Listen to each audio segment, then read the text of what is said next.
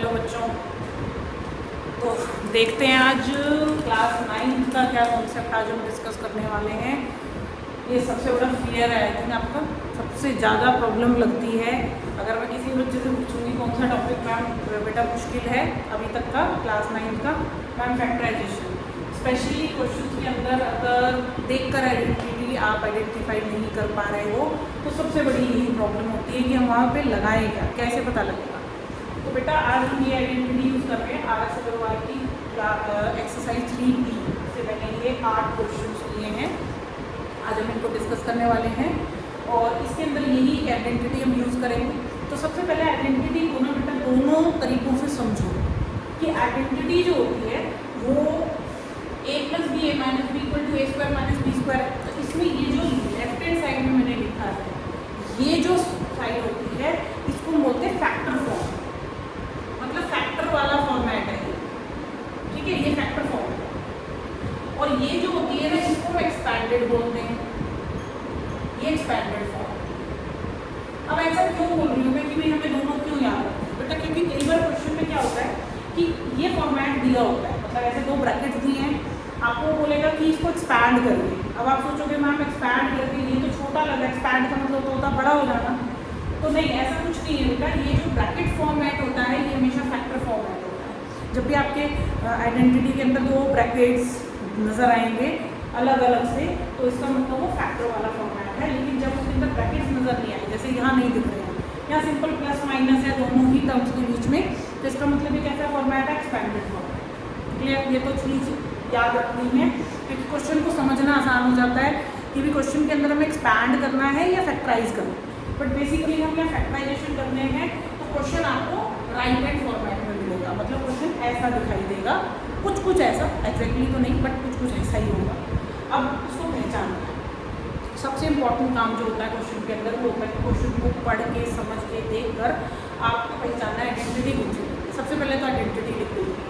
अब इस एक्सरसाइज में तो हमें ऑलरेडी पता है, मैंने ऊपर लिखी हुई है, बट पेपर में जब क्वेश्चन आएगा तो आप आइडेंटिटी मेंशन कर देनी है, जो भी आप वहाँ पर आइडेंटिफाई करें। अब जैसे पहला क्वेश्चन मुश्किल नहीं है, शुरू के क्वेश्चन आपको आसान लगेंगे, बट इस एक्सरसाइज में जैसे जैसे आप आगे मूव करोगे क्वेश्चन थोड़े से टिपिकल हो जाएंगे। तो हम 1 बाय 1 सारे क्वेश्चन को डिस्कस करेंगे थोड़ी। अब इसमें देखिए ये होल स्क्वायर नहीं है। सबसे पहले देखिए कि आइडेंटिटी जब लगाओगे तो a का होल स्क्वायर होना चाहिए, पूरे a के ऊपर स्क्वायर होना चाहिए। अब यहाँ पे क्या है, सिर्फ x के ऊपर स्क्वायर, 9 के ऊपर तो कोई स्क्वायर नहीं है, राइट। तो हम क्या करेंगे, 9 का मतलब क्या होता है बेटा, 3 का स्क्वायर।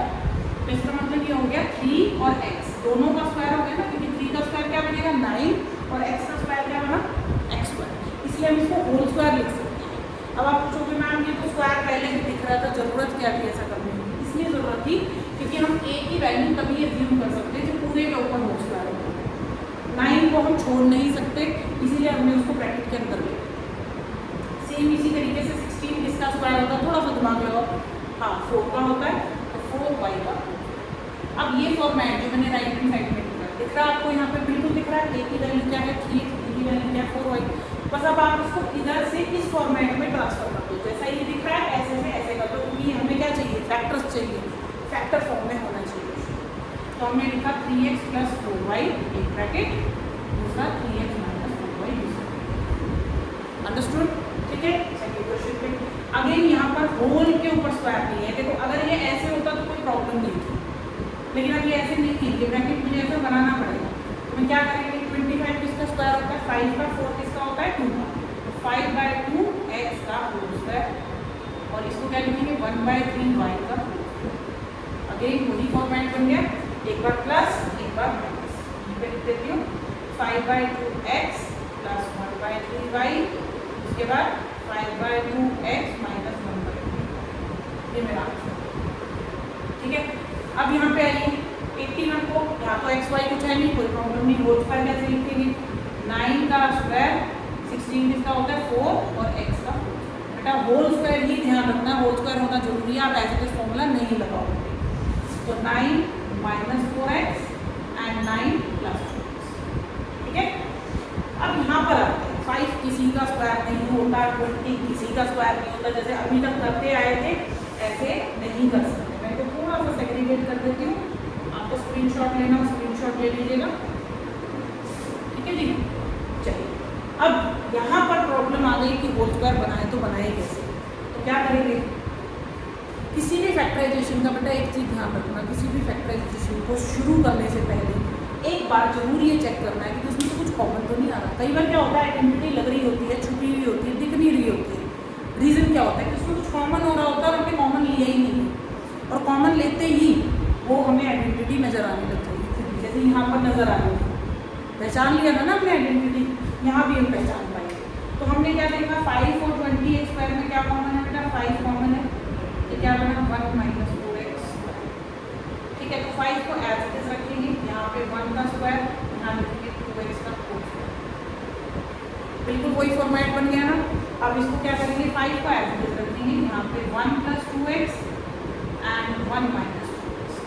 कोई बात नहीं, 5 भी इसका एक फैक्टर हो जाएगा, कोई प्रॉब्लम वाली बात नहीं है। ठीक है, तो ये हो गया आपका इसका सोल्यूशन। अब आते हैं 5th क्वेश्चन के ऊपर।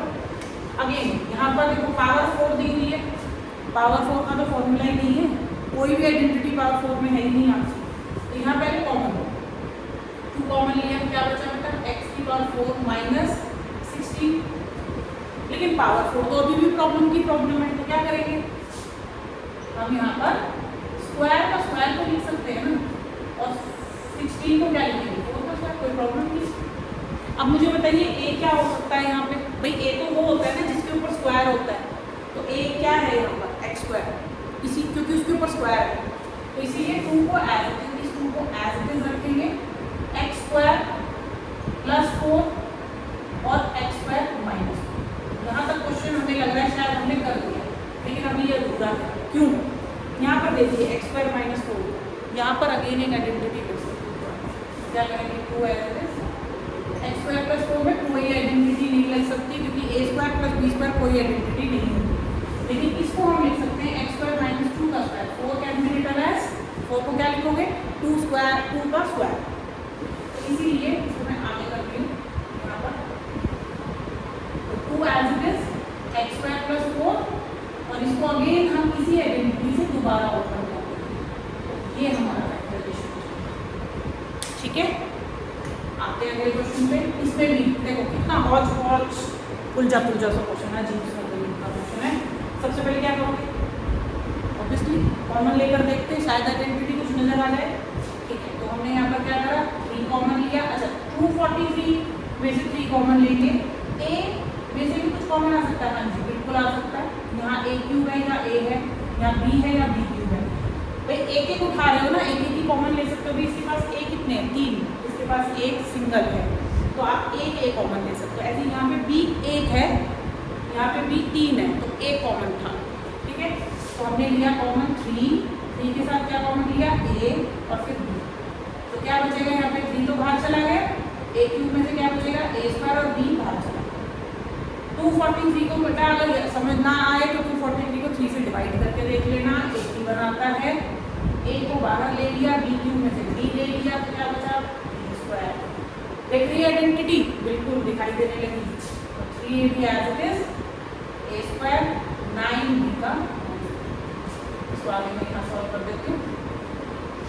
3ab as it is, a² नहीं लिखेंगे, अब आइडेंटिटी लगाएंगे, a + 9b एंड a - 9। ठीक है जी, सेम यही काम आगे। प्लीज कॉमन याद रखिएगा, किसी भी क्वेश्चन को फैक्टराइजेशन को शुरू करने से पहले, कई बार तो दिख जाता है कि भी आइडेंटिटी लग रही है, शुरू में 3-4 क्वेश्चन में दिख रही थी, लेकिन अगर लगे कि भाई आइडेंटिटी समझ नहीं आ रही तो please try to take common लीजिए। 3 कॉमन लिया, x कॉमन लिया, क्या बचा बेटा, x² - 16,